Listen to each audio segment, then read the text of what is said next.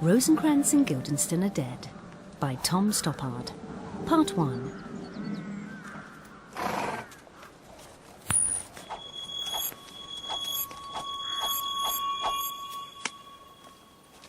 Heads. Heads. Heads.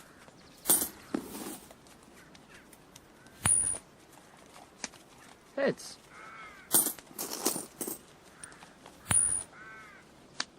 Heads. There is an art to the building up of suspense. Heads. Though it can be done by luck alone. Heads. If that's the word I'm after. 76 love.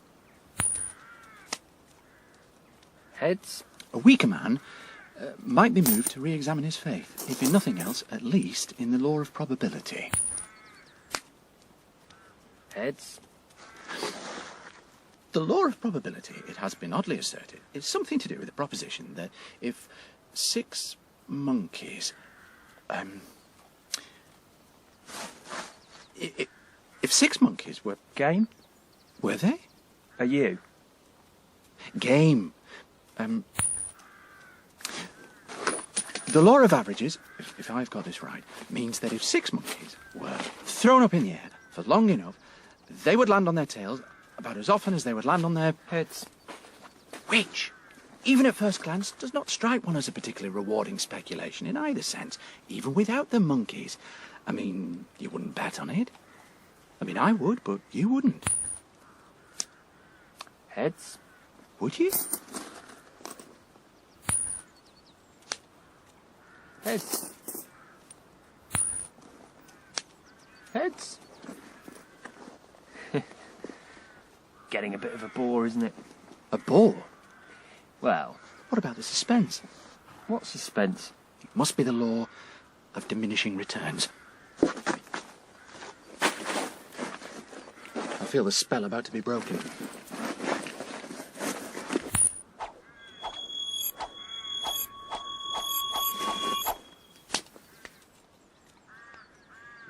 Heads. Well, it was an even chance, if my calculations are correct. 85 in a row. Beaten the record. Don't be absurd. Easily. Well, is that it then? Is that all? What? A new record? Is that as far as you're prepared to go? Well, No questions, not even a pause, you spun them yourself. not even a flicker of a doubt. Well, I won, didn't I? And if you'd lost, if they come down against you 85 times, one after another, just like that. 85 in a row. Tails. Yes! What would you think? Well, I'd have a good look at your coins for a start. I'm relieved. At least we can still count on self-interest as a predictable factor. I suppose it's the last to go. Your capacity for trust made me wonder if, perhaps, you, alone, touch. We have been spinning coins together since... This is not the first time we have spun coins. Oh, no. We've been spinning coins for as long as I remember. How long is that? I forget. Mind you, 85 times. Yes? It'll take some beating, I imagine. Is that what you imagine? Is that it? No fear? Fear? Fear! The crack that might flood your brain with light. Heads. I'm afraid. So am I. I'm afraid it isn't your day. I'm afraid it is. 89. Must be indicative of something, besides the redistribution of wealth. I think I have it. Heads. Time has stopped dead. And the single experience of one coin being spun once has been repeated 90 times. Heads. On the whole, doubtful. Or a spectacular vindication of the principle that each individual coin spun individually Heads. is as likely to come down heads as tails, and therefore should cause no surprise each individual time it does. I've never known anything like it. And a syllogism. 1, he has never known anything like it. 2, he has never known anything to write home about. 3, it is nothing to write home about.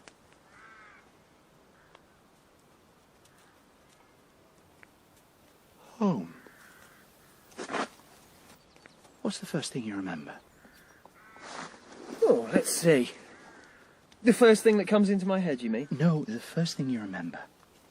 Ah. No, it's no good. It's gone. It was a long time ago. You don't get my meaning. What is the first thing after all the things you've forgotten? Oh, I see. I've forgotten the question.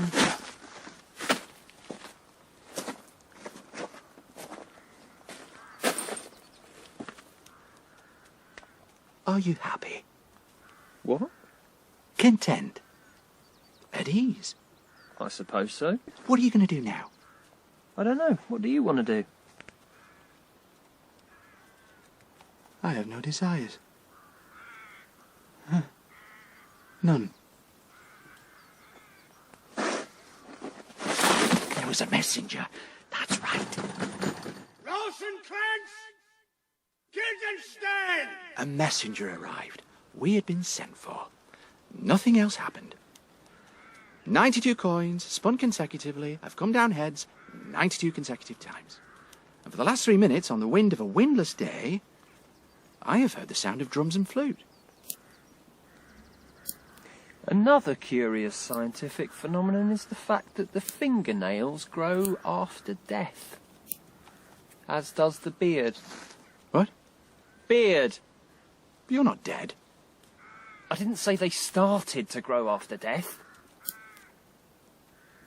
The fingernails also grow before birth. Though not the beard. What? Beard! What's the matter with you? The toenails, on the other hand, never grow at all. The toenails, on the other hand, never grow at all. Do they? It's a funny thing. I cut my fingernails all the time, and every time I think to cut them, they need cutting. Now, for instance. And yet, I never, to the best of my knowledge, cut my toenails. They ought to be curled under my feet by now, but it doesn't happen. I never think about them. Perhaps I cut them absent-mindedly when I'm thinking of something else. Do you remember the first thing that happened today? I woke up, I suppose. Oh, I've got it now. That man, a foreigner, he woke us up. A messenger. That's it. Pale sky before dawn. A man standing on his saddle to bang on the shutters shouts, "What's all the row about? Clear off!" But then he called our names. Yes. You remember that? This man woke us up. Yes. We were sent for.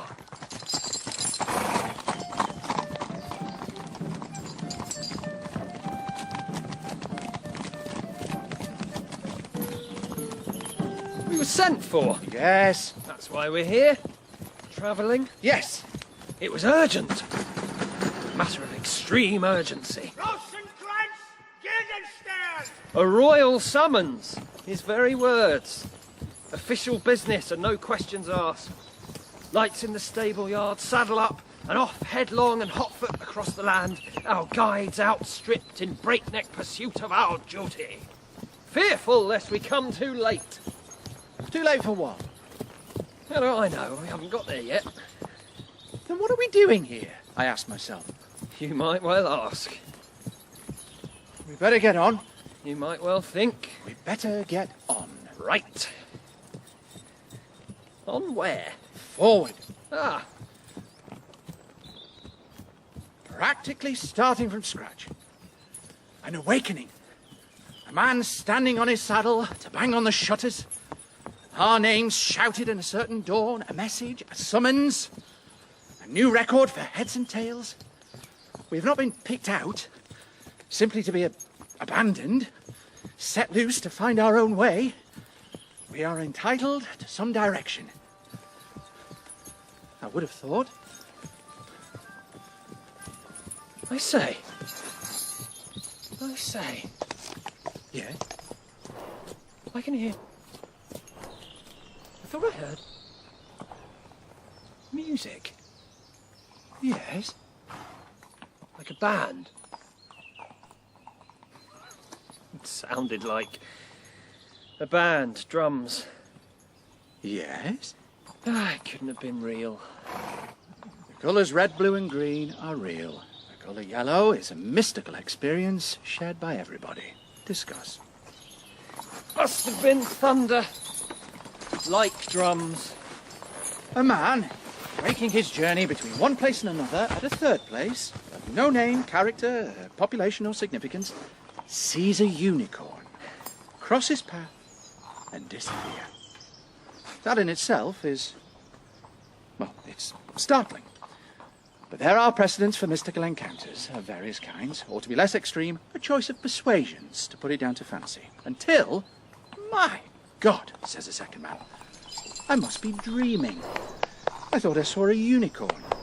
At which point, a dimension is added that makes the whole experience as alarming as it will ever be. A third witness, you understand, adds no further dimension, but only spreads it thinner. And a fourth, thinner still. And the more witnesses there are, the thinner it gets, and the more reasonable it becomes, until it is as thin as reality. The name we give to the common experience. Look, look, recites the crowd. A horse with an arrow in its forehead. It must have been mistaken for a deer. I knew all along it was a I band. knew all along it was a band. Here they come. I'm sorry it wasn't a unicorn. It would have been nice to have unicorns. Oh! An audience! Don't move!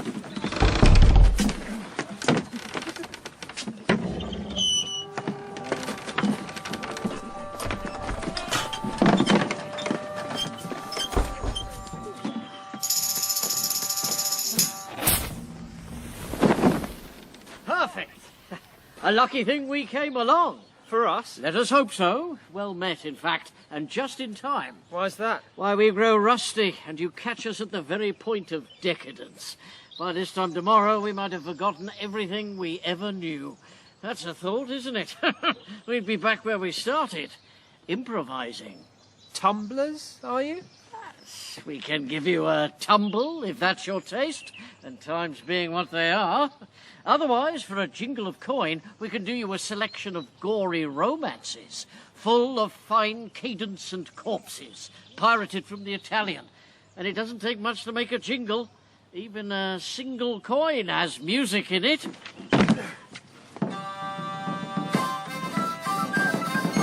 Tragedians, at your command. My name's Guildenstern, and this is Rosencrantz. I'm sorry, his name's Guildenstern, and I'm Rosencrantz. Pleasure. We've played to bigger, of course, but quality counts for something. I recognised you at once. And who are we? As fellow artists. I thought we were gentlemen. For some of us it is performance, for others patronage. They are two sides of the same coin. Or let us say, being as there are so many of us, the same side of two coins. Don't clap too loudly. It's a very old world. What is your line? Tragedy, sir. Deaths and disclosures. Universal and particular. Denouement both unexpected and inexorable. Transvestite melodrama on all levels, including the suggestive. Oh. We transport you into a world of intrigue and illusion. Clowns, if you like. Murderers. We can do you ghosts. And battles. On the skirmish level. Heroes, villains, tormented lovers. Set pieces in the poetic vein. We could do you rapiers. Or rape. Ooh. Or both. Ooh. Ooh. Faithless wives and ravished virgins. Flagrante delicto at a price. but that comes under realism, for which there are special terms. Getting warm, am I? Well, I don't know. It costs little to watch, and little more if you happen to get caught up in the action, if that's your taste. And times being what they are. What are they? Indifferent. Bad. Wicked. Now, what precisely is your pleasure? Gentlemen, disport yourselves. There. See anything you like? What do they do? Let your imagination run riot. They are beyond surprise. And how much? To take part? To watch? Watch what? A private performance. How private? Well, there are only 2 of us. Is that enough? For an audience disappointing, for voyeurs about average. What's the difference? 10 guilders. 10 guilders? I mean 8. Together? Each. I don't think you understand. What are you saying? What am I saying? 7. Where have you been? Roundabout. A nest of children carries the custom of the town. Juvenile companies, they are the fashion. But they cannot match our repertoire. We'll stoop to anything if that's your bent. They'll grow up. So I'm bored every minute. Onward! Where are you going? Halt! Home, sir. Where from? Home! We're travelling people. We take our chances where we find them. It was chance, then? Chance? You found us. Oh, yes. You were looking. Oh, no. Chance, then? Or fate. Yours or ours? It could hardly be one without the other. Fate, then? Oh, yes. We have no control. Tonight we play to the court, or the night after, or to the tavern. Or not. Perhaps I can use my influence. At the tavern? At the court. I would say I have some influence. Would you say so? I have influence yet. Yet what? I have influence. You said something about getting caught up in the action. I did. You're quicker than your friend. Now, for a handful of guilders, I happen to have a private and uncut performance of the rape of the Sabine women. Or rather woman. Or rather Alfred. Get your skirt on, Alfred. And for 8, you can participate. Taking either part. Or both for 10. With encores.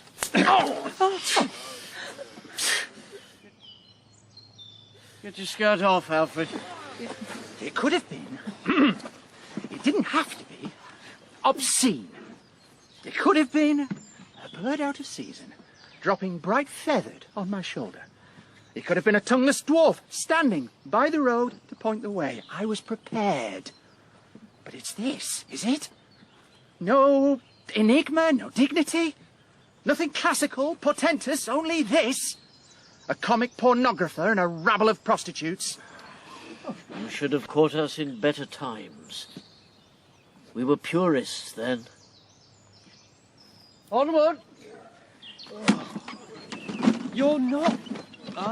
exclusively players, then? We're inclusively players, sir. So you give exhibitions? Performances. Yes, of course. There's more money in that, is there? More trade, sir. Times being what they are? Yes. Indifferent? Completely. You know, I'd no idea.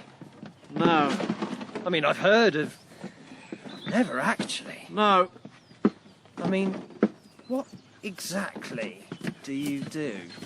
We keep to our usual stuff, more or less, only inside out. We do on stage the things that are supposed to happen off, which is a kind of integrity. If you look on every exit being an entrance somewhere else. Do you like a bet? What kind of bet do you have in mind?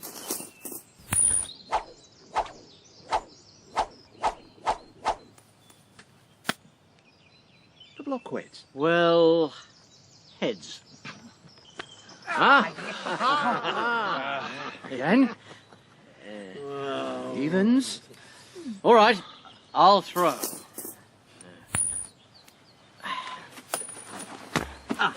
Heads. Again. Yes. Heads. Your call. Heads. Again. Tails. Ah, shame. Again. Heads. No. They don't like the odds. Bet me, the year of my birth, doubled, is an odd number. Your birth. If you don't trust me, don't bet with me. Would you trust me? Bet me then. My birth. Odd numbers, you win. You're on. Good. Good. Year of your birth, double it. Even numbers, I win. Odd numbers, I lose.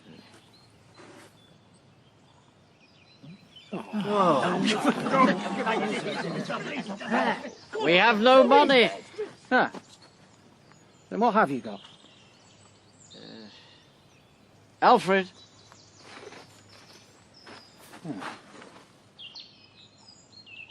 Was it for this? It's the best we've got. And then the times are bad indeed. Well, The very air stinks. Come here, Alfred. Do you lose often? Yes, sir. Then what could you have left to lose? Nothing, sir. You like being an actor? No, sir. Do you know any good plays? plays. Plays. One of the Greeks, perhaps. You're familiar with the tragedies of antiquity, are you? The great homicidal classics. Matri, patri, fratri, sorori, uxori, and it goes without saying, suicidal. Your kind of thing, is it? Well, no, I can't say it is, really. We're more of the blood, love and rhetoric school. Well, I'll leave the choice to you, if there is anything to choose between them. Well, they're hardly divisible, sir. I can do you blood and love without the rhetoric, and I can do you blood and rhetoric without the love. And I can do you all three concurrent or consecutive, but I can't do you love and rhetoric without the blood. Blood is compulsory. They're all blood, you see? Is that what people want? It's what we do. Excuse me. Your foot is on our coin. Thank you. Come on.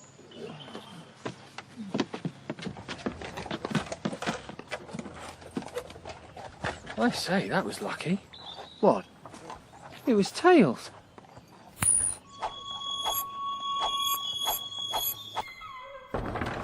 Oh, my lord, I have been so affrighted. With what? In the name of God. My lord, as I was sewing in my closet, Lord Hamlet, with his doublet all unbraced, no hat upon his head, his stockings fouled, ungartered, and down gyved to his ankle, pale as his shirt, his knees knocking each other, and with a look so piteous in purport as if he'd been loosed out of hell to speak of horrors, he comes before me. Mad for thy love? My lord, I do not know, but truly I do fear it.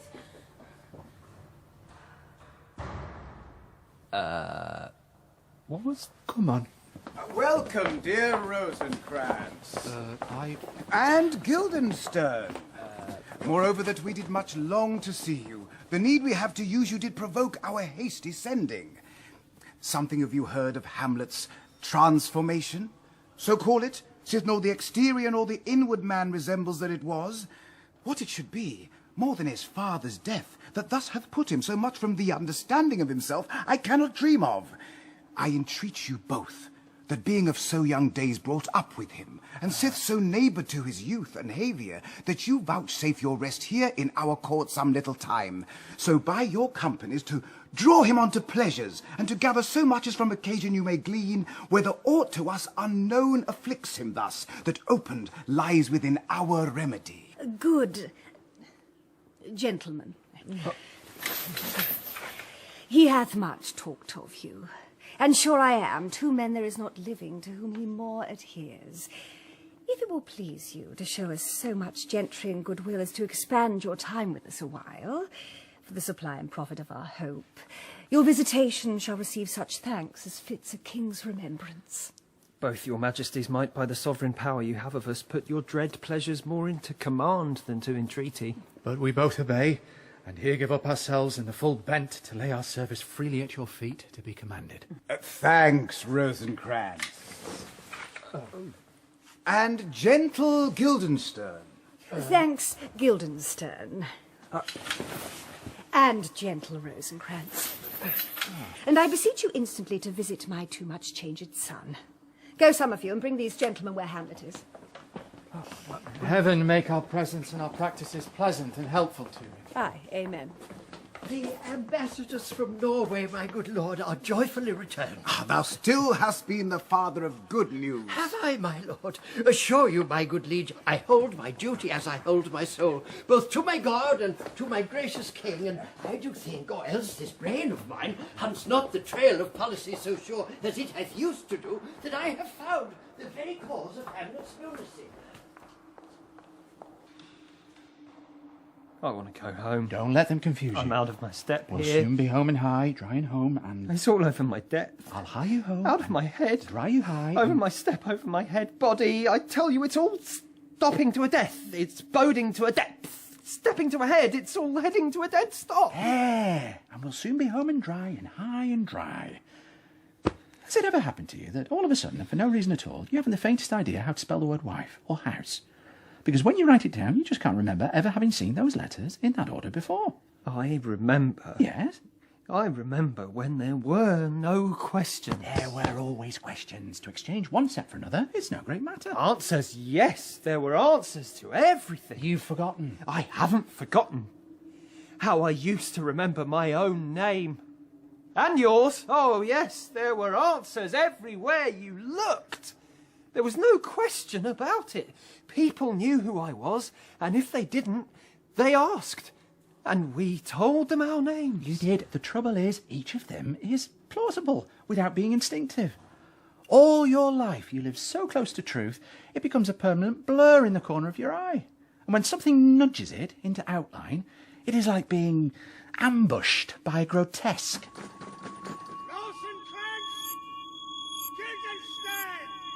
A man standing in his saddle in the half-lit, half-alive dawn banged on the shutters and called two names. It was just a hat and a cloak, levitating in the grey plume of his own breath. But when he called, we came. That much is certain. We came. You made me look ridiculous in there. I looked just as ridiculous as you did. Consistency is all I ask. Give us this day our daily mask. I want to go home. Which way did we come in? I've lost my sense of direction. The only beginning is birth, and the only end is death. If you can't count on that, what can you count on? We don't owe anything to anyone. We've been caught up. Your smallest action sets off another somewhere else and is set off by it. Keep an eye open and ear cocked. Tread warily, follow instructions. We'll be all right. For how long? Till events have played themselves out. There's a logic at work. It's all done for you, don't worry. Enjoy it. Relax. To be taken in hand and led, like being a child again, even without the innocence. A child. It's like being given a prize, an extra slice of childhood when you least expect it, as a prize for being good, or compensation for never having had one. Do I contradict myself? I can't remember. What have we got to go on? We have been briefed. Hamlet's transformation. What do you recollect? Well, he's changed, hasn't he? Mm-hmm. The exterior and inward man failed to resemble... Draw him onto pleasures, glean what afflicts him. Something more than his father's death. He's always talking about us. There aren't two people living whom he dotes on more than us. We cheer him up, find out what's the matter. Exactly. It's a matter of asking the right questions and giving away as little as we can. It's a game. And then we can go? And receive such thanks as fits a king's remembrance. I like the sound of that. What do you think he means by remembrance? He doesn't forget his friends. Would you care to estimate? Well, difficult to say, really. Some kings tend to be amnesiac, others, I suppose, the opposite, whatever that is. Yes, but Elephantine? not how long, how much? Retentive. He's a very retentive king, a royal retainer. What are you playing at? Words, words. Well, they're all we have to go on. Shouldn't we be doing something constructive? What did he have in mind? A short, blunt human pyramid? We could play at questions. And what good would that do? Practice. Statement, one love. Cheating? How? I haven't started yet. Statement, two love. Are you counting that? What? Are you counting that? Foul, no repetitions, three love, first game. I'm not going to play if you're going to be like that. Who's serve? Huh? Foul, no grunts, love one. Who's go? Why? Why not? What for? Foul, no synonyms. One all. What in God's name is going on? Foul, no rhetoric. 2-1. What does it all add up to? Can't you guess? Are you addressing me? Is there anyone else? Who? How would I know? Why do you ask? Are you serious? Is that rhetoric? No. Statement, two all, game point. What's the matter with you today? When? What? Are you deaf? Am I dead? Yes or no? Is there a choice? Is there a god? Foul, no non sequiturs. 3-2, 1 game all. What's your name? What's yours? I asked you first. Statement, 1 love. What's your name when you're at home? What's yours? When I'm at home? Is it different at home? What home? Haven't you got one? Why do you ask? What are you driving at? What's your name? Repetition, 2 love. Match point to me. Who do you think you are? Rhetoric. Game and match.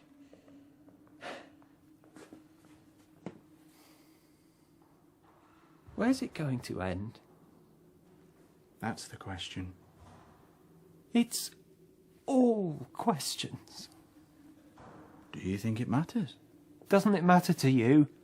Why should it matter? What does it matter why? Doesn't it matter why it matters? What's the matter with you? It doesn't matter. What's the game? What are the rules? All men have grey beards. Their faces are wrinkled, their eyes pearly, Rosencrantz. thick What? amber and plum tree gum. And they have a plentiful lack of wit, together with most weak hams. How was that? Clever. Who was that? Didn't you know him? He didn't know me. He didn't see you. I didn't see him. We shall see. I hardly knew him. He's changed. You could see that. Transformed. How do you know? Inside and out. I see. He's not himself. He's changed. I could see that. Glean what afflicts him. Me? Him. How? Question and answer. Old ways are the best ways. He's afflicted. You question, I'll answer. He's not himself, you know. I'm him. You see? Who am I then? You're yourself. And he's you. Not a bit of it. Are you afflicted? That's the idea. Are you ready? Let's go back a bit. I'm afflicted. I see. Glean what afflicts me. Right. Question and answer. How should I begin? Address me. My dear Guildenstern. You've forgotten, haven't you? My dear Rosencrantz. I don't think you quite understand. What we're attempting is a hypothesis in which I answer for him, while you ask me questions. Ah. Ready? You know what to do? What? Are you stupid? Pardon? Are you deaf? Did you speak? Not now. Statement! Not now!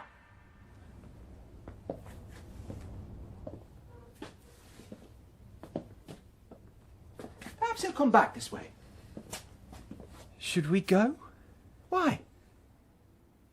Oh! You mean you pretend to be him and I ask you questions? Very good. You had me I could confused. see I had. How should I begin? Address me. My honoured lord. My dear fellow. How are you? Afflicted. Really? In what way? Transformed. Inside or out? Both. I see. Not much new there. Go into details. Delve. Probe the background. Establish the situation. So your uncle is the King of Denmark? And my father before him. His father before him? No, my father before him. But surely... You might well ask. Let me get it straight. Your father was king, you were his only son, your father dies, you are of age, your uncle becomes king. Yes. Unorthodox. Undid me. Undeniable. Where were you? In Germany. Usurpation, then? He slipped in. Which reminds me... Well, it would. I don't want to be personal. It's common knowledge. Your mother's marriage? He slipped in.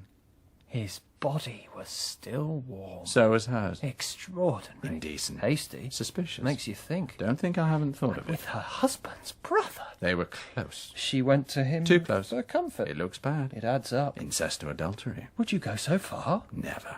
To sum up, your father, whom you love, dies, you are his heir, you come back to find that hardly was the corpse cold before his young brother popped onto his throne and into his sheets, thereby offending both legal and natural practice.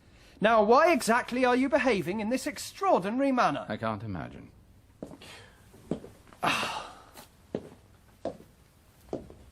But all that is well known. It's common property. Yet he sent for us, and we did come. I say,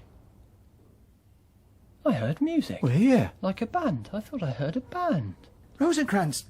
What? Guildenstern. What? Don't you discriminate at all. What? Go and see if he's there. Who? There. Yes. What is he doing? Talking. To himself? Is he alone? No. Then he's not talking to himself, is he? Not by himself. Coming this way, I think. Should we go? Why?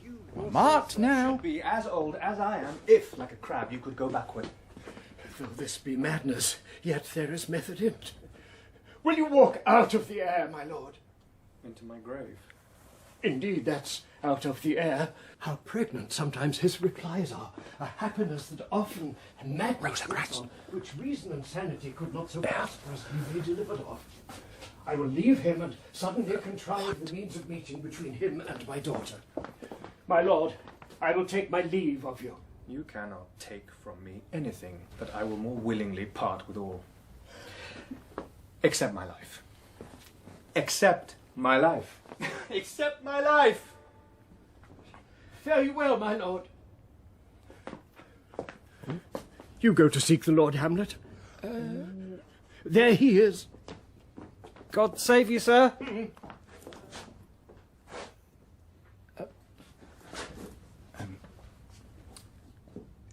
My honoured lord. My most dear lord. My excellent good friends. How dost thou, Guildenstern? Rosencrantz! Good lads, how do you both? As the indifferent children of the earth. Happy in that we are not welcome.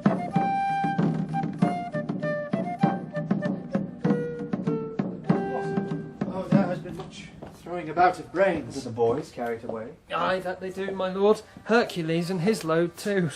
Blood, there is something in this more than natural, if philosophy could find it out. There are the players. Gentlemen, you are welcome to Ilsenal. Your hands, come then! The appurtenance of welcome is fashion and ceremony. Let me comply with you in this garb, lest my extent to the players, which I tell you must show fairly outward, should more appear like entertainment than yours. You are welcome. But my uncle father and aunt mother are deceived. In what, my dear lord? I am but mad north-northwest. When the wind is southerly, I know a hawk from a handsaw. Well be with you, gentlemen. Mark you, Guildenstern, and you two. At each ear a hearer. That great baby you see there is not yet out of his swaddling clouts. My lord, I have news to tell you. My lord, I have news to tell you. When Roscius was an actor. The actors are come hither, my lord. Oh, buzz.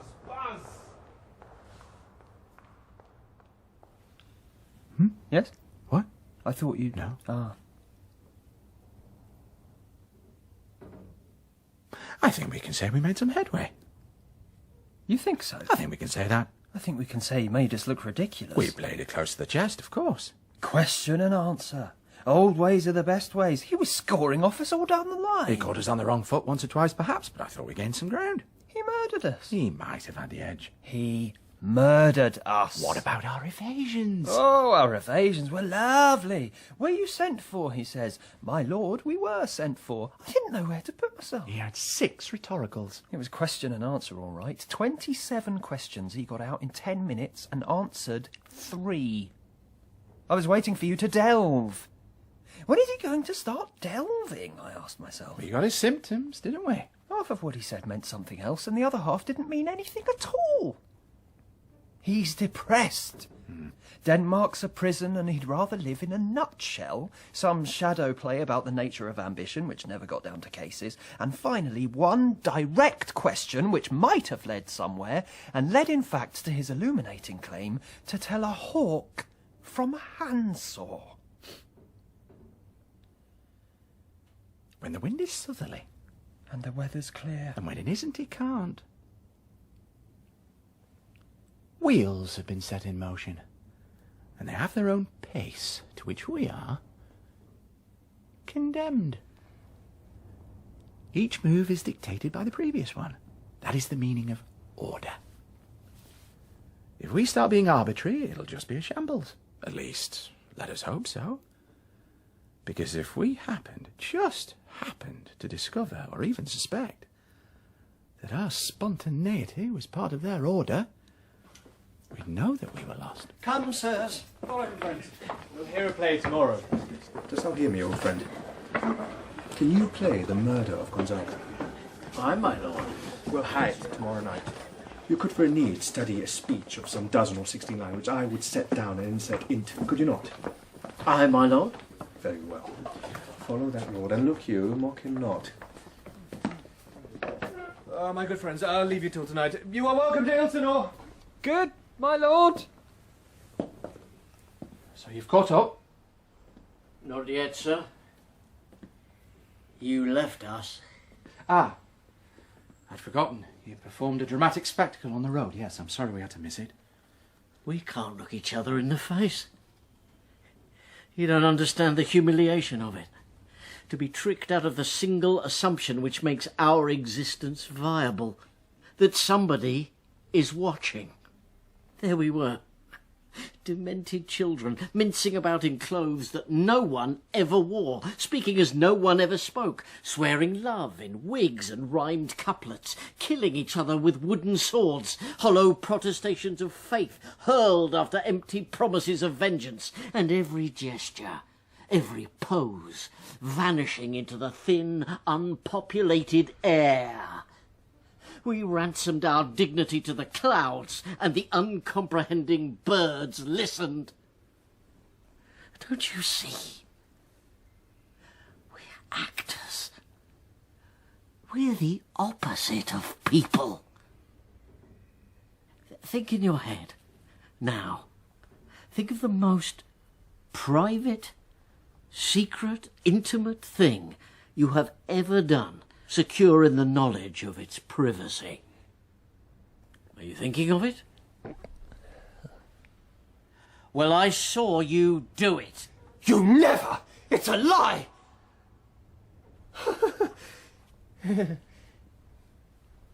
And so here you are, with a vengeance. That's a figure of speech, isn't it? Well, let's say we've made up for it, for you may have no doubt whom to thank for your performance at the court. We already have an entry here, and always have had. You've played for him before? Yes, sir. What will you play? The Murder of Gonzaga. Full of fine cadence and corpses. Pirated from the Italian. What is it about? It's about a king and queen. Escapism. What else? Blood. Love and rhetoric. Yes. The truth is, we value your company, for want of any other. We have been left so much to our own devices, after a while one welcomes the uncertainty of being left to other people's. Uncertainty is the normal state. You're nobody special. But for God's sake, what are we supposed to do? Relax. Respond. That's what people do. You can't go through life questioning your situation at every turn. We don't know what's going on. Or what to do with ourselves. We don't know how to act. Act natural. You know why you're here, at least. We only know what we're told, and that's little enough. And for all we know, it isn't even true. For all anyone knows, nothing is. Everything has to be taken on trust. Truth is only that which is taken to be true. It's the currency of living. There may be nothing behind it, but it doesn't make any difference so long as it is honoured. One acts on assumptions. What do you assume? Hamlet is not himself, outside or in. We have to glean what afflicts him. He's melancholy. Melancholy? Mad. How is he mad? Ah. How is he mad? More morose than mad, perhaps. Melancholy? Moody. He has moods. Of moroseness? Madness, and yet... Quite. For instance... He talks to himself, which might be madness. If he didn't talk sense, which he does. Which suggests the opposite. Of what? I think I have it. A man talking sense to himself is no madder than a man talking nonsense not to himself. Or just as mad. Or just as mad. And he does both. So there you are. Stark, raving, sane. Why? Why? Exactly. Exactly what? Exactly why? Exactly why what? What? Why? Why what exactly? Why is he mad? I don't know. The old man thinks he's in love with his daughter. Good God, we're out of our depth here. No. He hasn't got a daughter. The old man thinks he's in love with his daughter. The old man is? Hamlet. In love with the old man's daughter. The old man thinks. Ha! It's all beginning to make sense. Unrequited passion. Where are you going? I can come and go as I please. You're evidently a man who knows his way around. I've been here before. We're still finding our feet. I should concentrate on not losing your heads. Do you speak from knowledge? Precedent. You've been here before. And I know which way the wind is blowing.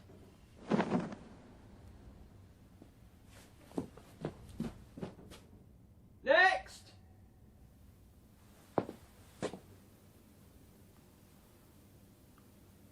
What did you expect? Something. Someone. Nothing. Are you hungry? No. You? No. You remember that coin? No. I think I lost it. What coin? I don't remember exactly. Oh, that coin. Clever. I can't remember how I did it. Do it again. We can't afford it. Yes, one must think of the future. It's the normal thing. To have one. One is, after all, having it all the time. Now. And now. And now. It could go on forever. Well, not forever, I suppose. Death followed by eternity. The worst of both worlds. It is a terrible thought.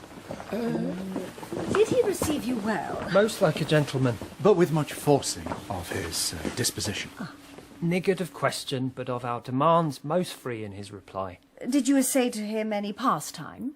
Madam, it so fell out that certain players we o'erwrought on the way. Of these we told him, and there did seem in him a kind of joy to hear of it. They are here about the court, and as I think, they have already ordered this knight to play before him. 'Tis most true, and he beseeched me to entreat your majesties to hear and see the matter. With all my heart, and it doth content me to hear him so inclined. Good gentlemen, give him a further edge, and drive his purpose into these delights. We shall, my lord. Sweet Gertrude, leave us too, for we have closely sent for Hamlet here, that he as 'twere by accident may hear affront Ophelia. Never a moment's peace! In and out, on and off. They're coming at us from all sides. You're never satisfied. Catching us on the trot. Why can't we go by them? What's the difference? I'm going.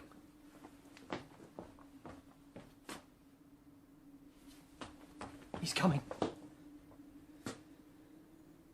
What's he doing? Nothing. He must be doing something. Walking. On his hands? No, on his feet. Stark naked? Fully dressed. Selling toffee apples? Not that I noticed. You could be wrong. I don't think so. Bear the whips and scorns of time.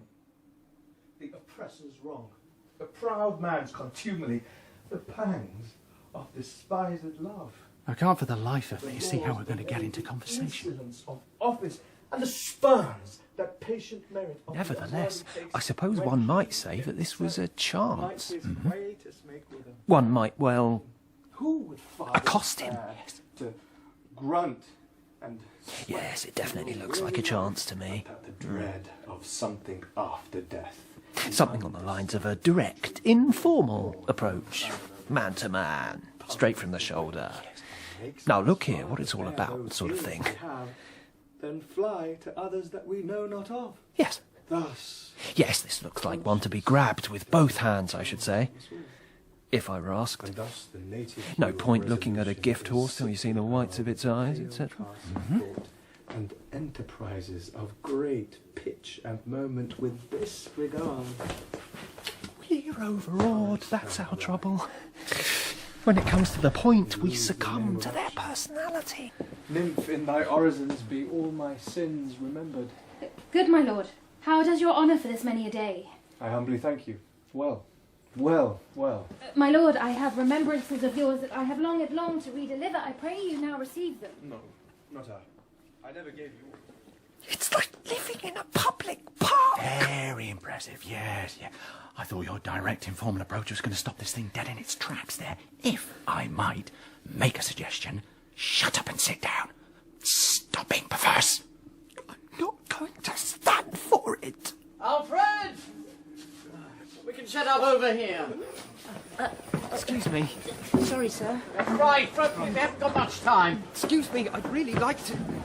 Now, if you two wouldn't mind just moving back there. Good. Are you doing? Dress rehearsal. Right, everyone ready? And for goodness sake, remember what we're doing. We always use the same costumes, more or less, and they forget what they're supposed to be in, you see. Stop picking your nose, Alfred. When queens have to, they do it by a cerebral process passed down in the blood. Good. Silence. Off we go. Full 30 times hath Phoebus card. No. Dumb show first. Your confounded majesty. They're a bit out of practice, but they always pick up wonderfully for the deaths. Brings out the poetry in them. How nice. Nothing more unconvincing than an unconvincing death. Oh, I'm sure. Act one. Moves now.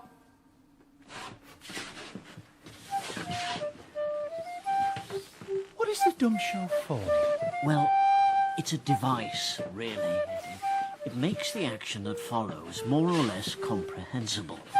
You understand, we are tied down to a language which makes up in obscurity what it lacks in style.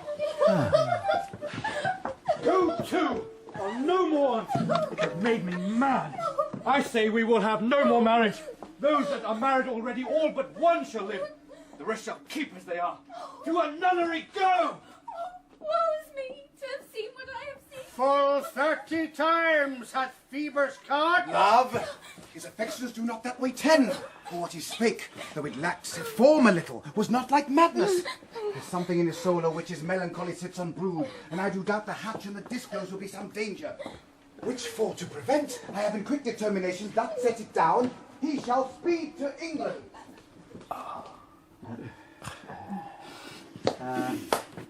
Gentlemen, it doesn't seem to be coming, and we're not getting it at all.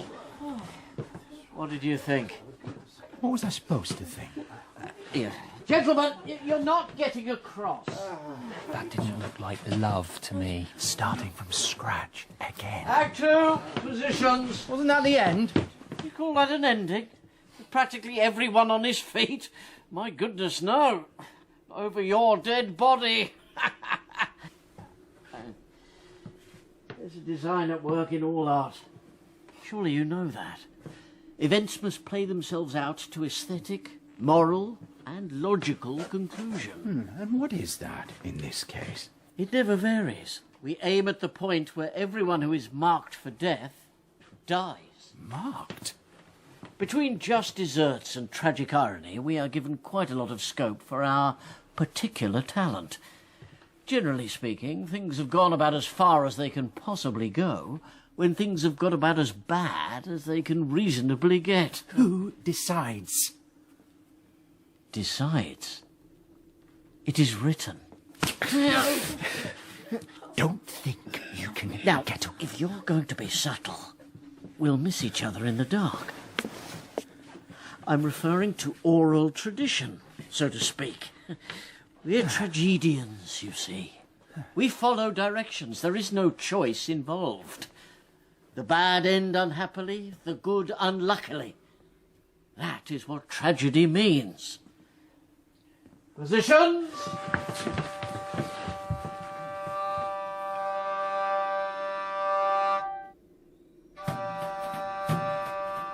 In part 1 of Rosencrantz and Guildenstern are Dead by Tom Stoppard, Rosencrantz was played by Mathew Baynton and Guildenstern by Andrew Buchan. The player was Toby Jones, and the tragedians Ronny, Jhutti and Sam Dale. Hamlet was Parth Thakerar, Ophelia Sarah Ovens, Claudius Don Gilet, Gertrude Clare Corbett, and Polonius Michael Bertenshaw. The musicians were Clare Salomon, Philip Hopkins and Amelia Shakespeare, from the Society of Strange and Ancient Instruments. The director was Emma Harding.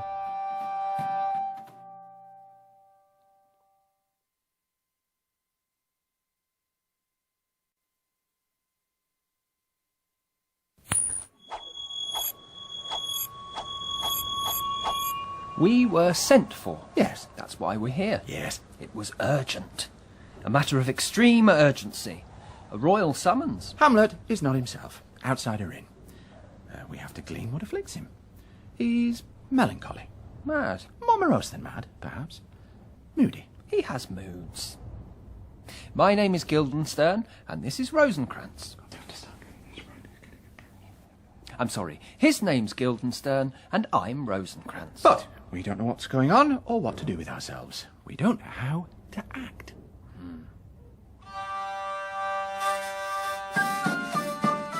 Rosencrantz and Guildenstern are Dead by Tom Stoppard. Part 2. Gentlemen, it doesn't seem to be coming. We're not getting it at all. What did you think? What was I supposed to think? Tragedians, you're not getting across. That didn't look like love to me. Starting from scratch again. Act 2, positions. Wasn't that the end? You call that an ending? With practically everyone on his feet? My goodness, no. Over your dead body. Go! Having murdered his brother and wooed the widow, the poisoner mounts the throne. Here we see him and his queen give rein to their unbridled passion. She, little knowing that the man she holds in her arms... say, here, really? You can't do that. Why not? Well, really? I mean, people want to be entertained. They don't come expecting sordid and gratuitous filth. You're wrong. They do. Murder, seduction and incest. What do you want? Jokes? I want a good story with a beginning, middle and end. And you? I prefer art to mirror life. It's all the same to you. It's all the same to me, sir. All right. No need to indulge yourselves. And now, I come on. Lucianus, nephew to the king.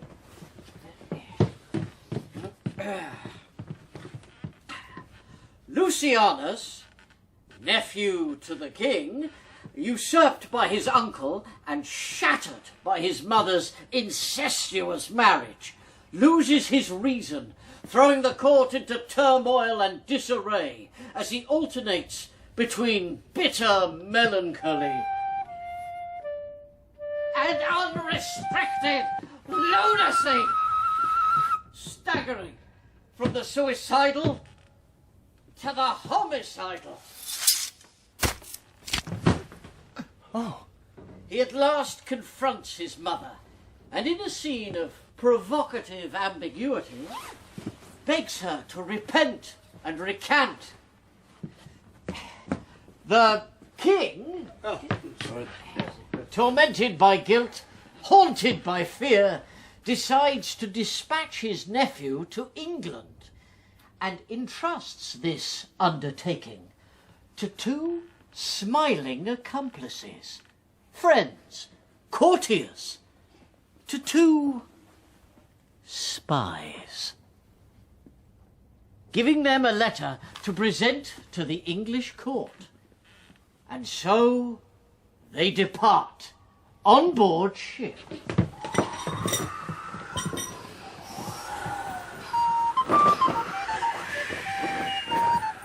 And they arrive and disembark and present themselves before the English king.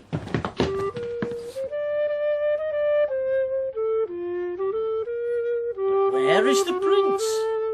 Where indeed the plot has thickened. A twist of fate and cunning has put into their hands a letter that seals their deaths.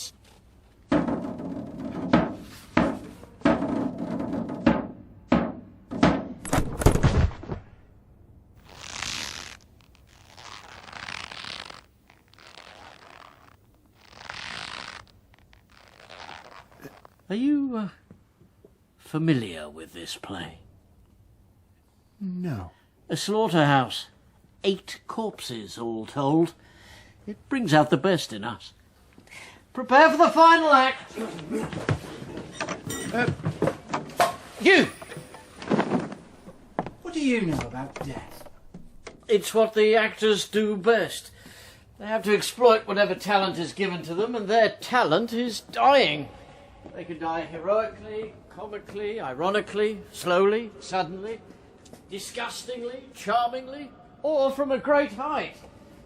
My own talent is more general. I extract significance from melodrama, a significance which it does not in fact contain. And occasionally, from out this matter, there escapes a thin beam of light that, seen at the right angle, can crack the shell of mortality. Is that all they can do? Die? No. They kill beautifully. In fact, some of them kill even better than they die. The rest die better than they can kill. They're a team. Which one's a which? There's not much in it. Actors. The mechanics of cheap melodrama. That isn't death. You scream and choke and sink to your knees, but it doesn't bring death home to anyone. It doesn't catch them unawares and start the whisper in their skulls that says, one day you are going to die. You die so many times, how can you expect them to believe in your death? On the contrary, it's the only kind they do believe. They're conditioned to it. I had an actor once who was condemned to hang for stealing a sheep. Or a lamb, I forget which. So I got permission to have him hanged in the middle of a play. I had to change the plot a bit. I thought it would be effective, you know. And you wouldn't believe it. He just wasn't convincing. It was impossible to suspend one's disbelief. He did nothing but cry all the time, right out of character. Just stood there and cried. Never again. Audiences know what to expect, and that is all that they are prepared to believe in. No, you've got it all wrong. You can't act death. The fact of it is nothing to do with seeing it happen. It's not gasps and blood and falling about. That isn't what makes death. It's just a man failing to reappear. That's all. Now you see him, now you don't. That's the only thing that's real. Here one minute and gone the next. And never coming back. An exit. Unobtrusive and unannounced. A disappearance. gathering weight as it goes on, until finally it is heavy with death. Gentlemen, adieu. Adieu. Remember me.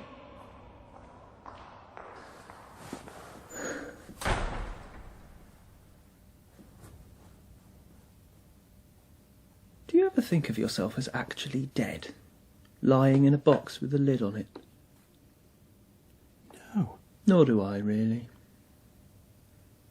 It's silly to be depressed by it. I mean, one thinks of it like being alive in a box. One keeps forgetting to take into account the fact that one is dead, which should make all the difference, shouldn't it? I mean, you'd never know you were in a box, would you? It would be just like being asleep in a box. Not that I'd like to sleep in a box, mind you, not without any air. You'd wake up dead for a start, and then where would you be? Apart from inside a box. That's the bit I don't like, frankly. That's why I don't think of it.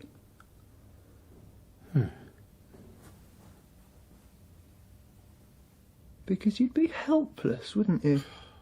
Stuffed in a box like that. I mean, you'd be in there forever. Even taking into account the fact that you're dead, really. Ask yourself, if I asked you straight off, I'm going to stuff you in this box now, would you rather be alive or dead? Naturally, you'd prefer to be alive. Life in a box is better than no life at all, I expect. You'd have a chance, at least. You could lie there thinking, well, at least I'm not dead. In a minute, someone's going to bang on the lid and tell me to come out. Hey, you! What's your name? Come out of there! You don't have to flog it to death. I wouldn't think about it if I were you. You'd only get depressed. Eternity is a terrible thought. I mean, where's it going to end? Two early Christians chanced to meet in heaven. Saul of Tarsus yet, cried the one. What are you doing here? Tarsus schmarsus, replied the other. I'm Paul already. They don't care. We count for nothing. We could remain silent till we're green in the face. They wouldn't come. Blue, red. A Christian, a Muslim and a Jew chanced to meet in a closed carriage. Silverstein, cried the Jew. Who's your friend? His name's Abdullah, replied the Muslim, but he's no friend of mine since he became a convert. All right! We know you're in there. Come out talking!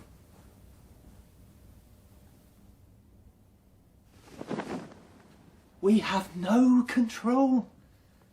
None at all.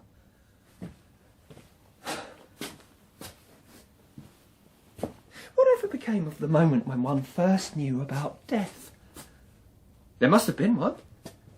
A moment in childhood when it first occurred to you that you don't go on forever. It must have been shattering, stamped into one's memory, and yet I can't remember it. It never occurred to me at all. What does one make of that?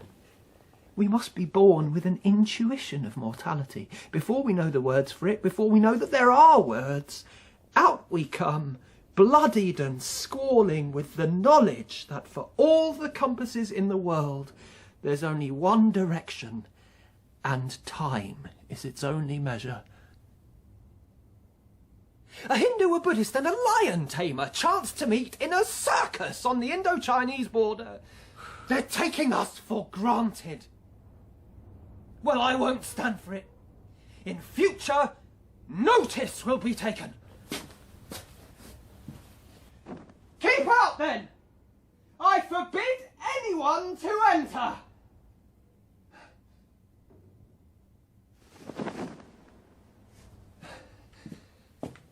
That's better. Oh, Guildenstern! You're wanted. Friends both, go join you with some further aid. Hamlet in madness hath Polonius slain, and from his mother's closet hath he dragged him. Go, seek him out. Speak fair and bring the body into the chapel. I pray you haste in this. Come, Gertrude, we'll call up our wisest friends and let them know both what we mean to do and what's untimely done.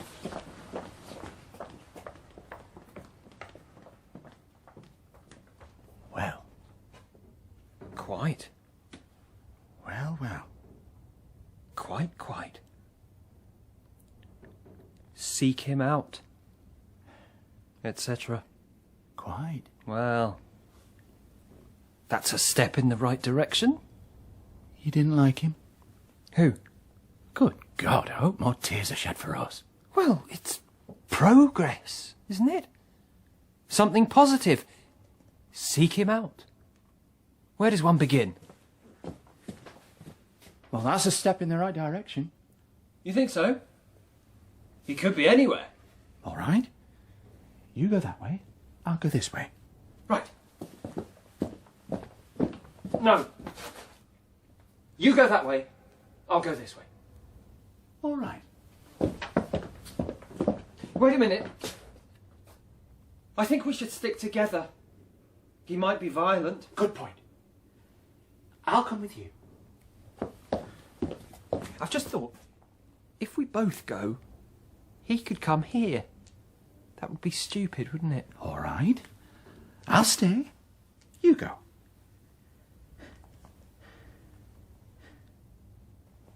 Well, at last we're getting somewhere. Of course, he might not come. Oh, he'll come. We'd have some explaining to do. He'll come. Don't worry. Take my word for it. He's coming. What's he doing? Walking. Alone? No. Who's with him? The old man. Walking? No. Not walking. No. Ah, that's an opening if ever there was one. Let him walk into the trap. What trap? You stand there. Don't let him pass. This counsellor is now most still, most secret, and most grave. Who was in life a foolish, prating knave.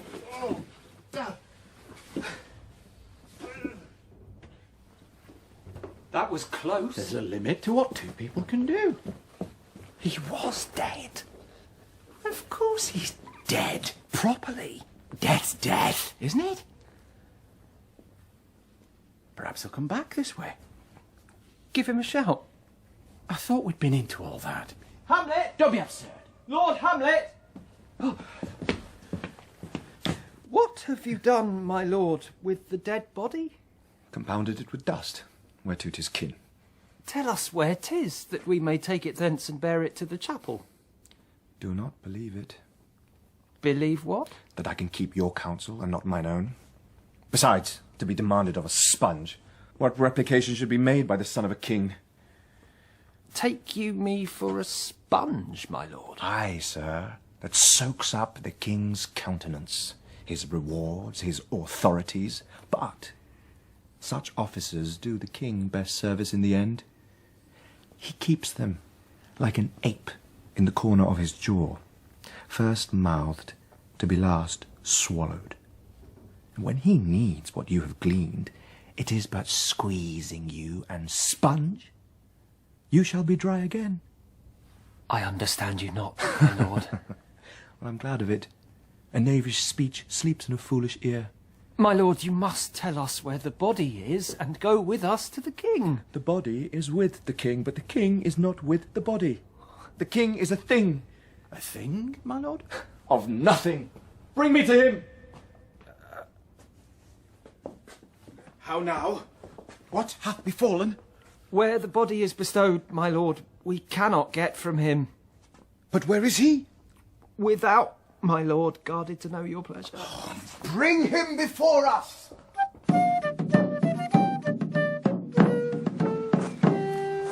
All right, then.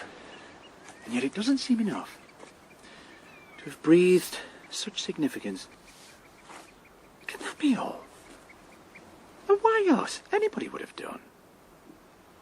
And we've contributed nothing. It was a trying episode while it lasted, but they've done with us now. Done what? I don't pretend to have understood. Frankly, I'm not very interested. If they won't tell us, that's their affair. For my part, I'm only glad that that's the last we've seen of here. Good sir, whose powers are these? They are of Norway, sir.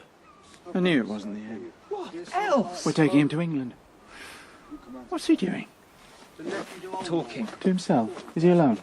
No, he's with a soldier. Then he's not talking to himself, is he? Not by himself. Should we go? Where? Anywhere. Why? They'll have us hanging about till we're dead. At least. And the weather will change. The spring can't last forever. It's autumnal. No leaves. Autumnal? Nothing to do with leaves. It's to do with a certain brownness at the edges of the day. Brown is creeping up on us, take my word for it. Russets and tangerine shades of old gold, flushing the very outside edge of the senses. Deep shining ochres, burnt umber and parchments of baked earth, reflecting on itself and through itself, filtering the light. At such times, perhaps coincidentally, the leaves might fall somewhere by repute. Yesterday was blue, like smoke. I got it again, then. Humbly thank you, sir. Good bye, you, sir. Would it please you go, my lord? I'll be with you straight. Go you a little before.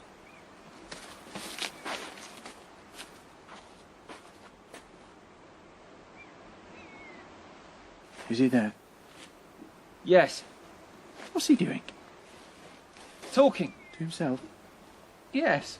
Yeah. He said we can go. Cross my heart. Well, I like to know where I am. Even if I don't know where I am, I like to know that. If we go, there's no knowing. No knowing what? If we'll ever come back. We don't want to come back. That may very well be true, but do we want to go? We'll be free. I don't know. It's the same sky. We've come this far. And besides, anything could happen yet.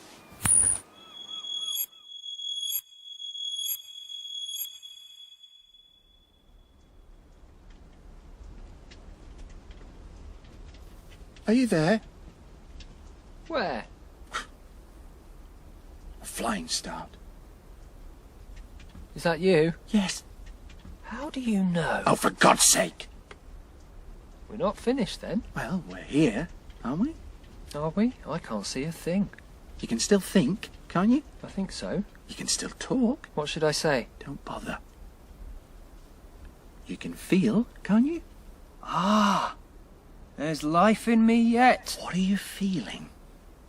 A leg. Yes, it feels like my leg. How does it feel? Dead. Dead? I can't feel a thing. Give it a pinch. Ah! Sorry. Well, that's cleared that up. Harder, Larman! Let go of the stage! Down, Johnny. Now you, Corbett. Hello, is that you? Hard. Easy as she goes! Steady on the lee. All the way, lad. Lower the jib! Tops are happy, mateys! We're on a boat. Dark, isn't it? Not for night. No, not for night. Dark for day. Oh yes, it's dark for day. We must have gone north, of course. Of course. Land of the midnight sun, that is. Of course. I think it's getting light. Not for night. This far north. Unless we're off course. Of course. Yes, it's lighter than it was. It'll be night soon, this far north. I suppose we'll have to go to sleep.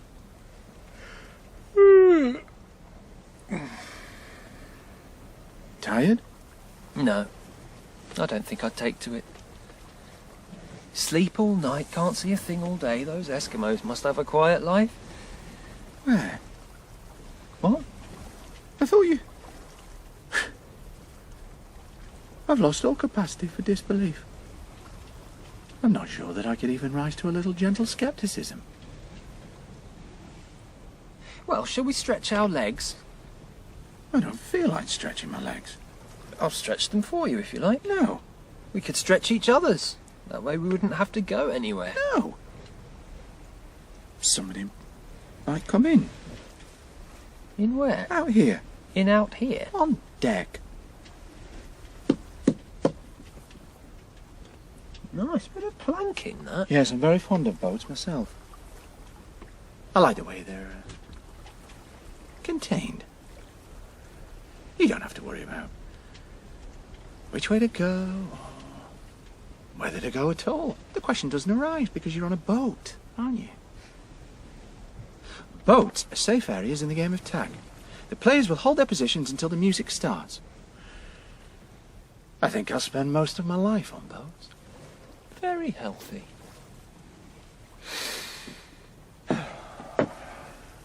Yeah. One is free on a boat. For a time, relatively. What's it like? Rough.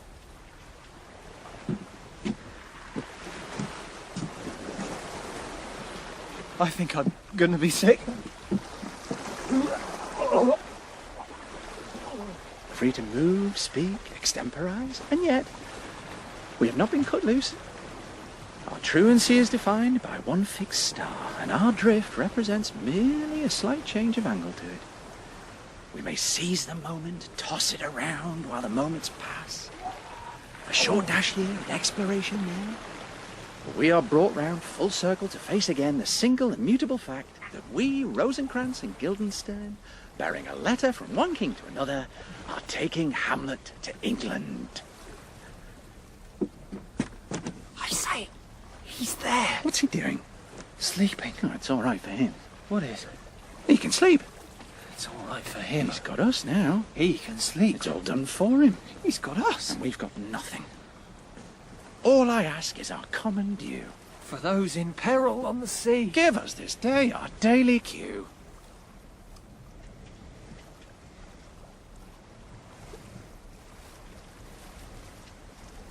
What now? What do you mean? Well, nothing is happening. We're on a boat. I'm aware of that. Then what do you expect? We act on scraps of information, sifting half-remembered directions that we can hardly separate from instinct. How much did he give you? Who? The king. He gave us some money. How much did he give you? I asked you first. I got the same as you. He wouldn't discriminate between us. How much did you get? The same. How do you know? You just told me. How do you know? He wouldn't discriminate between us. Even if he could. Which he never could. He couldn't even be sure of mixing us up. Without mixing us up. Why don't you say something original? No wonder the whole thing is so stagnant. I can't think of anything original. I'm only good in support. Don't cry. It's all right. There, I'll see we're all right. But we've got nothing to go on. We're out on our own. We're on our way to England. We're taking Hamlet there. What for? What for? Where have you been? When? We won't know what to do when we get there. We take him to the king. Will he be there? No, the King of England. He's expecting us. No? He won't know what we're playing at. What are we going to say? We've got a letter. You remember the letter? Do I? Everything's explained in the letter. We count on that. Is that it, then? What? We take Hamlet to the English king, we hand over the letter. What? Then? There may be something in the letter to keep us going a bit. And if not? Then that's it. We're finished. At a loose end? Yes. Are there likely to be loose ends? Who is the English king? That depends on when we get there. What do you think it says? Oh, greetings. Expressions of loyalty, asking of favours, calling in of debts. Obscure promises balanced by vague threats. Diplomacy. Regards to the family. And about Hamlet? Oh, yes. And us? The full background? I should say so. So we've got a letter which explains everything. You've got it. What's the matter? The letter. Have you got it? Have I? Where would I have put it? You can't have lost it. I must have. That's odd. I thought he gave it to me. Perhaps he did. But you seem so sure it was you who hadn't got it. It was me who hadn't got it. If he gave it to me, then there's no reason why you should have had it in the first place. In which case, I don't see what all the fuss is about, you not having it. I admit it's confusing. This is all getting rather undisciplined. The boat, the night, the sense of isolation and uncertainty, all these induce a loosening of the concentration. We must not lose control. Tighten up. Now, either you have lost the letter, or you didn't have it to lose in the first place, in which case the king never gave it to you. In which case, he gave it to me. In which case, I would have put it into my inside top pocket. In which case, it will be here. We mustn't drop off like that again. Now that we have found it, Why were we looking for it? We thought it was lost. Something else? No.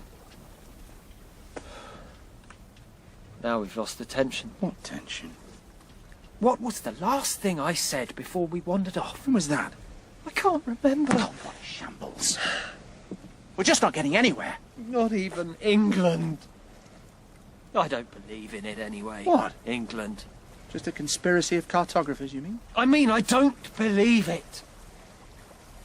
I try to picture us arriving, a little harbour perhaps, roads, inhabitants to point the way, horses on the road, riding for a day or a fortnight, and then a palace and the English king. That would be the logical kind of thing. But my mind remains a blank. No. We're slipping off the map. Yes. Yes. But you don't believe anything till it happens, and it has all happened, hasn't it? We drift down time, clutching at straws. But what good's a break to a drowning man? We might as well be dead. Do you think death could possibly be a boat? No, no, no. Death is not. Death isn't. You take my meaning?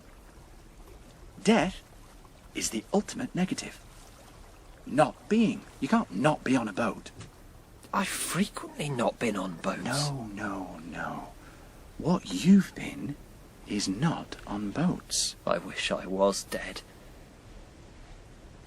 I could jump over the side. That'd put a spoke in their wheel. Unless they're counting on it. I shall remain on board. That'll put a spoke in their wheel. All right. We don't question. We don't doubt. We perform. But a line must be drawn somewhere, and I would like to put it on record that I have no confidence in England. Thank you. And even if it's true, it'll just be another shambles. I don't see why. He won't know what we're talking about. What are we going to say? We say, Your Majesty, we have arrived. And who are you? We are Rosencrantz and Guildenstern. Never heard of you. Well, we're nobody special. What's your game? We've got our instructions. First I've heard Let of me it. finish. We've come from Denmark. What do you want? Nothing. We're delivering Hamlet. Who's he? You've heard of him? Oh, I've heard of him, all right. And I want nothing to do with it. But you march in here without so much as a by your leave and expect me to take in every lunatic you try to pass off with a lot of unsubstantiated... we've got a letter. I see. I see. Well, this seems to support your story, such as it is.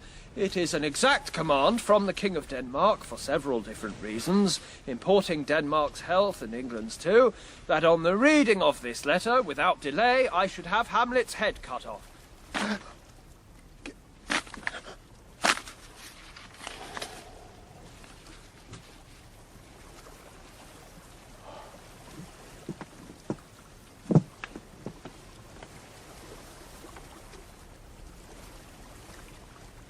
The sun's going down. It'll be dark soon. Do you think so?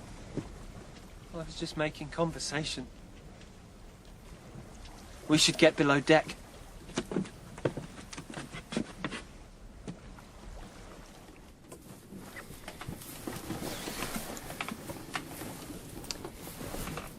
We're his friends. How do you know? From our young days brought up with him. You've only got their word for it. But that's what we depend on. Well, yes, and then again, no.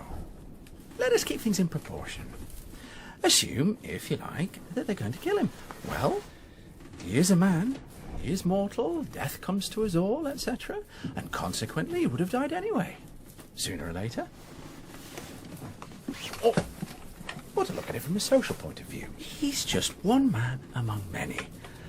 The loss would be well within reason and convenience. And then again, what is so terrible about death? As Socrates so philosophically put it, since we don't know what death is, it is illogical to fear it. It might be Very nice. Certainly it is a release from the burden of life, and for the godly, a haven and a reward. Or to look at it another way, we are little men, eh?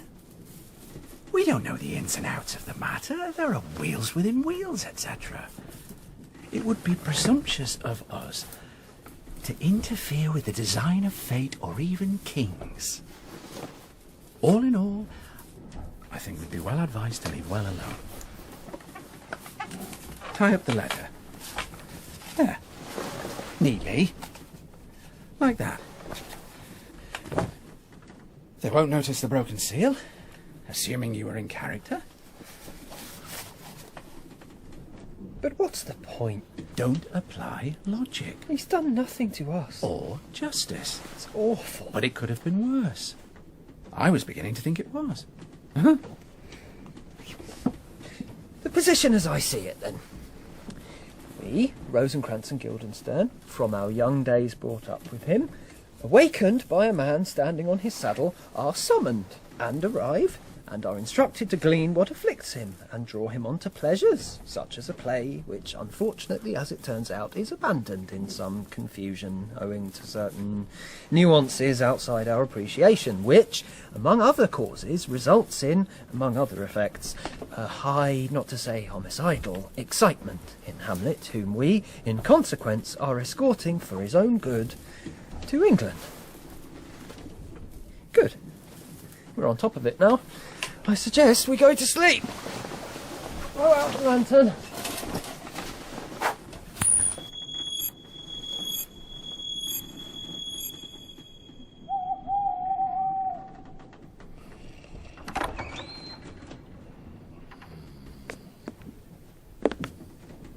My 2 schoolfellows, whom I trust as I will adders fanged.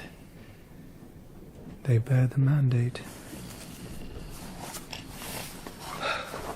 For 'tis the sport to have the engineer hoist with his own petard.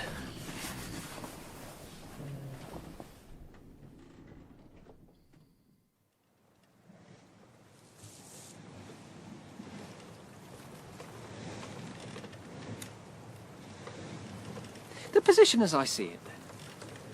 That's west. Unless we're off course, in which case it's night.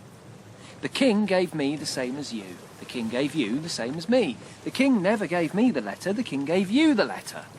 We don't know what's in the letter. We take Hamlet to the English king, it depending on when we get there who he is, and we hand over the letter, which may or may not have something in it to keep us going, and if not, we are finished and at a loose end. We could have done worse. I don't think we missed any chances. Not that we're getting much help. If we stopped breathing, we'd vanish.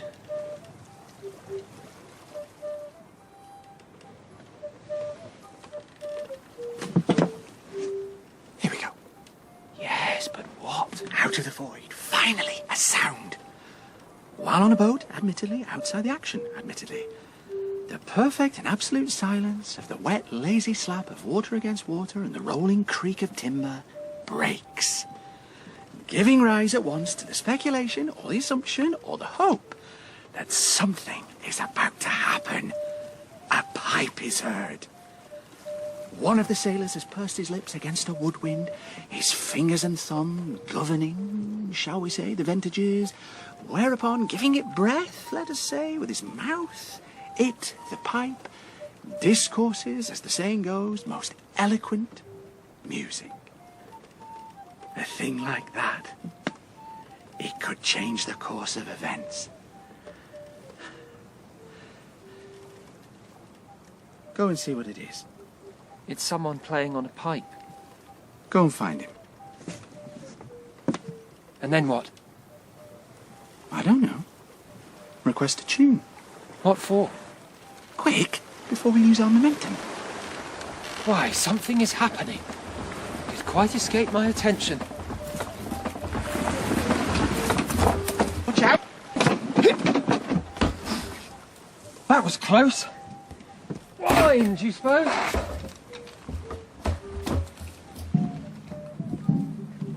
Hang on.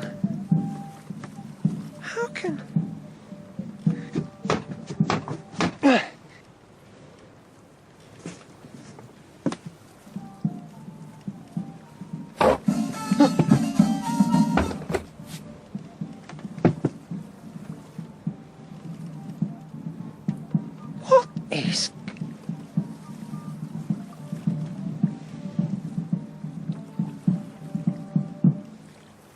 I thought I heard a band. Plausibility is all I presume. Call us this day our daily tune. All in the same boat then. Everybody out!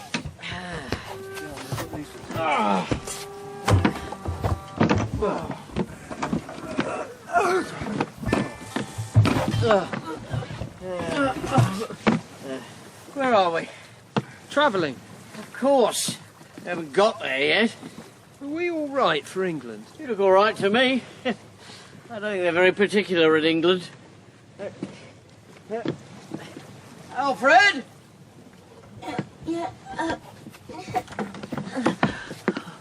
What are you doing here? Travelling. Pleased to see us.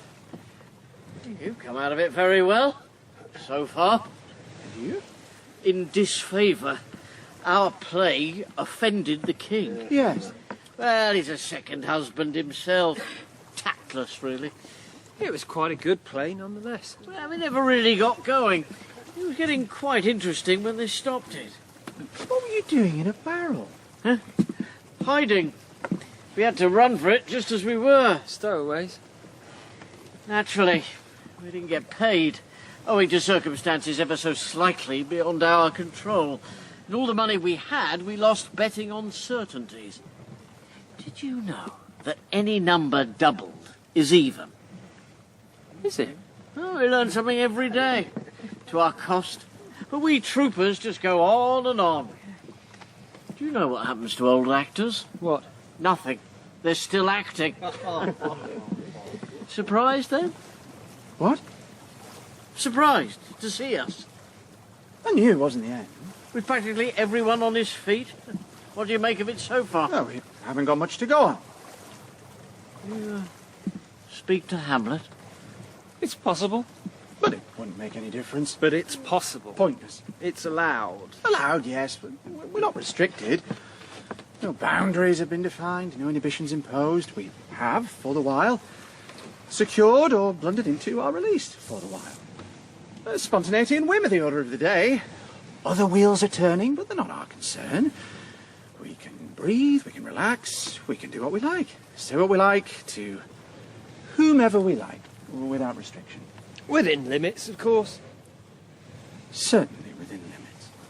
A compulsion towards philosophical introspection is his chief characteristic, if I may put it like that. It does not mean he is mad. Does not mean he isn't. Very often it does not mean anything at all, which may or may not be a kind of madness. It really boils down to symptoms. Pregnant replies, mystic illusions, mistaken identities, arguing his father as his mother, that sort of thing. Intimations of suicide if we're going of exercise, loss of mirth, hints of claustrophobia, not to say delusions of imprisonment, invocations of camels, chameleons, capons, whales, weasels, hawks, handsaws, riddles, quibbles and evasions, amnesia, paranoia, myopia, daydreaming, hallucinations, stabbing his elders, abusing his parents, insulting his lover, and appearing hatless in public, knock-knee, droop stocking, and sighing like a lovesick schoolboy, which at his age is coming on a bit strong. And talking to himself. Incidents. All we get is incidents. Dear God, is it too much to expect a little sustained action? Towards!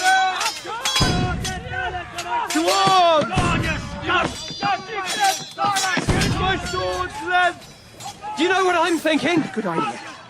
What are you thinking? We could get in the barrel. We could. Get in the barrel!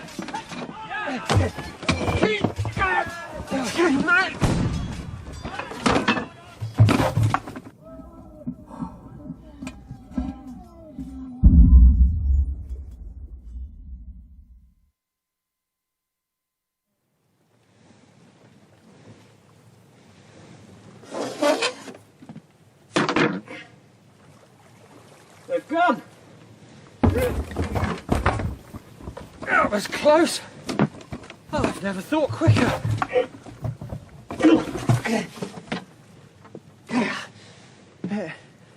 Once more alone. On our own resources. What do you mean? Where's Hamlet? Gone. Gone? Gone where? Yes, we were dead lucky there, if that's the word I'm after. Dead? Lucky. Is he dead? Who knows? He's not coming back. Hardly. The pirates took him. He's dead then. He's dead as far as we're concerned. Or we are as far as he is. That's not too bad, is it? But he can't. We're supposed to be... We've got a letter. We're going to England with a letter for the king. Yes. Yes. That much seems certain. I congratulate you on the unambiguity of your situation. But you don't understand it. It contains... We've had our instructions. The whole thing's pointless without him. Pirates could happen to anyone. Just deliver the letter. They'll send ambassadors from England to explain. But can't you see? The pirates left us home and high. Dry and home. Rome. The pirates left us high and dry. There. Nothing will be resolved without him. There. We need Hamlet for our There. release. What are we supposed to do? This.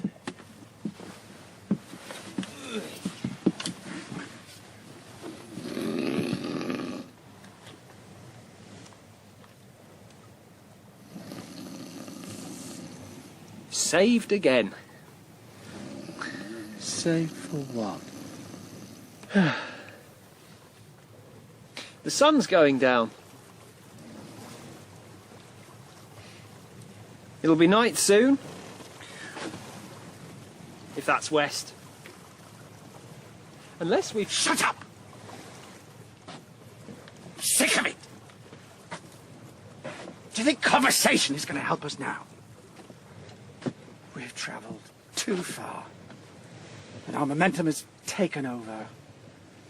We move idly towards eternity, without possibility of reprieve or hope of explanation. Be happy. If you're not even happy, what's so good about surviving?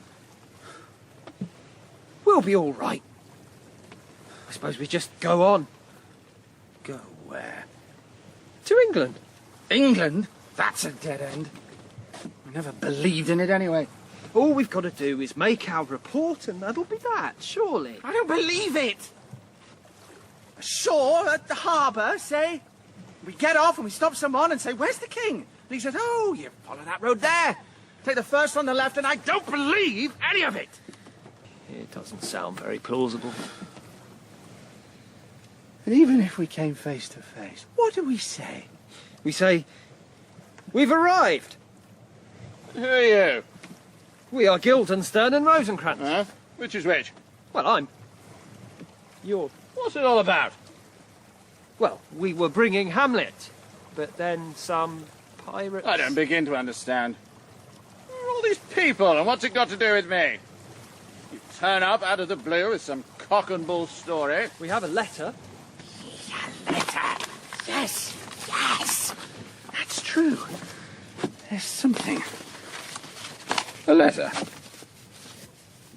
As England is Denmark's faithful tributary, as love between them like the palm might flourish, etc., then on the knowing of this contents, without delay of any kind, should those bearers, Rosencrantz and Guildenstern, put to sudden death.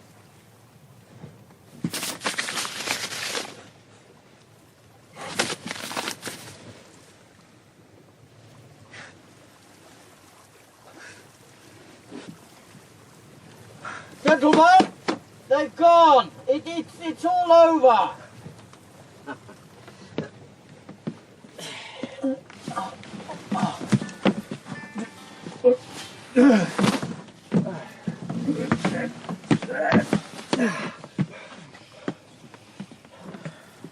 Where we went wrong was getting on a boat.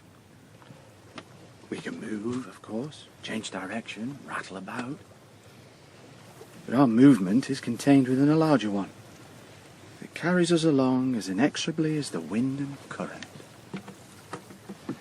They had it in for us, didn't they? Right from the beginning. Who'd have thought that we were so important? Why?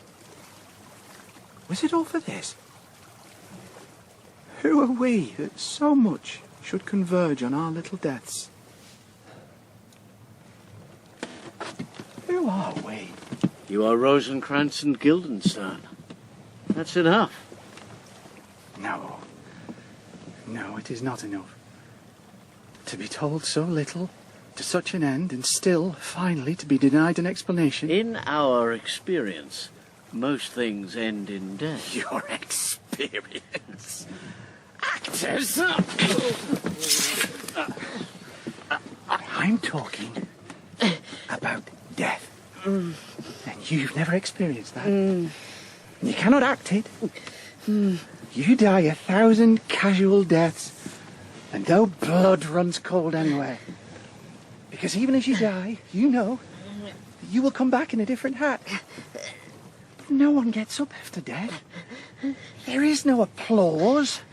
There is only silence and some second-hand clothes. And that's death.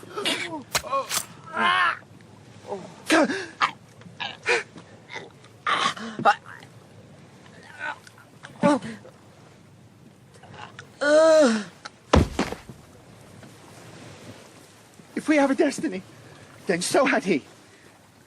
And if this is ours, then that was his. And if there are no explanations for us, then let there be none for him.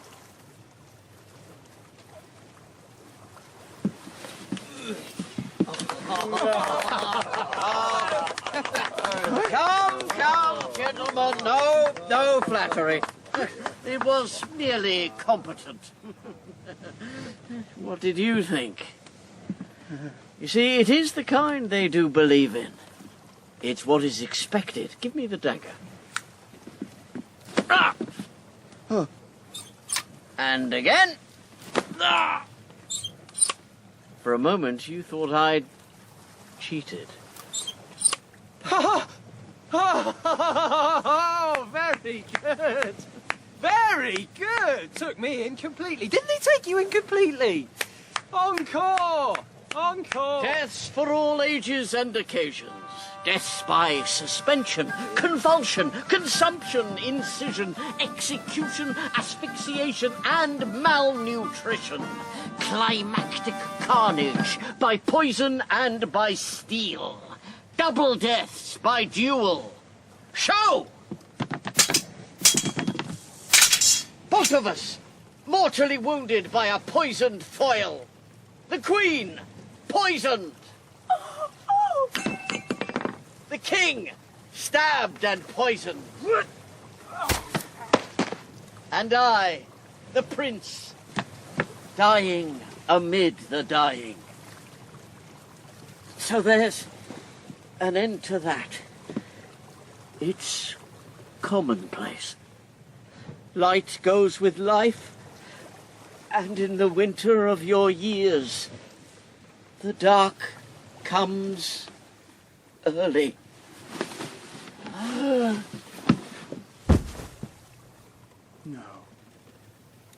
No, not for us. Not like that. Dying is not romantic. And death is not a game which will soon be over. Death is not anything. Death is not... It's the absence of presence, nothing more. The endless time of never coming back. A gap you can't see. And when the wind blows through it, it makes no sound. That's it then, is it? The sun's going down or the earth's coming up as the fashionable theory has it?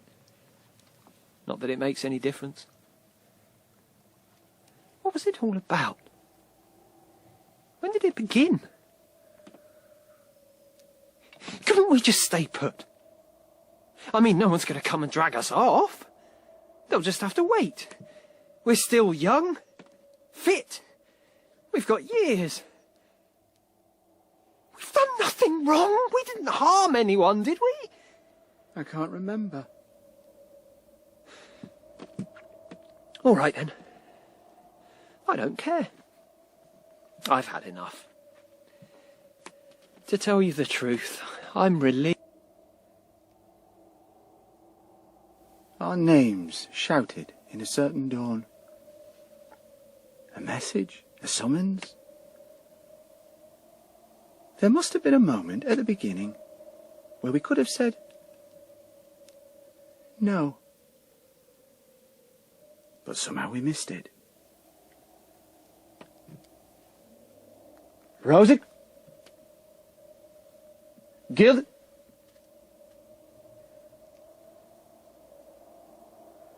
Well,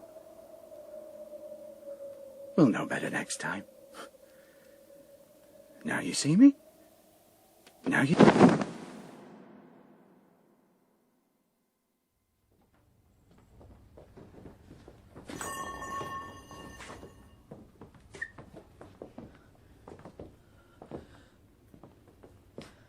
The sight is dismal, and our affairs from England come too late.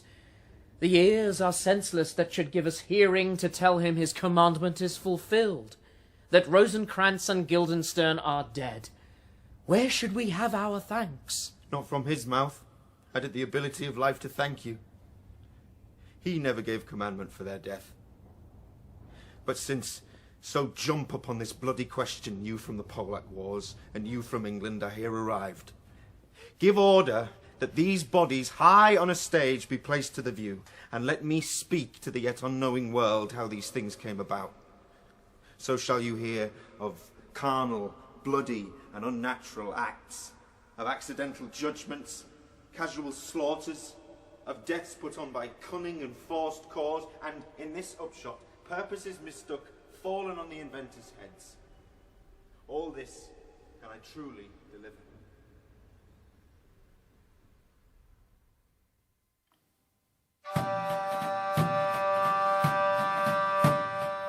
In part 2 of Rosencrantz and Guildenstern Are Dead by Tom Stoppard, Rosencrantz was played by Mathew Baynton and Guildenstern by Andrew Buchan. The player was Toby Jones, and the tragedians Ronny, Jhutti and Sam Dale. Hamlet was Parth Thakerar, Claudius Don Gilet, and Horatio Joseph Eyre. The musicians were Clare Salomon, Philip Hopkins and Amelia Shakespeare from the Society of Strange and Ancient Instruments. The director was Emma Harding.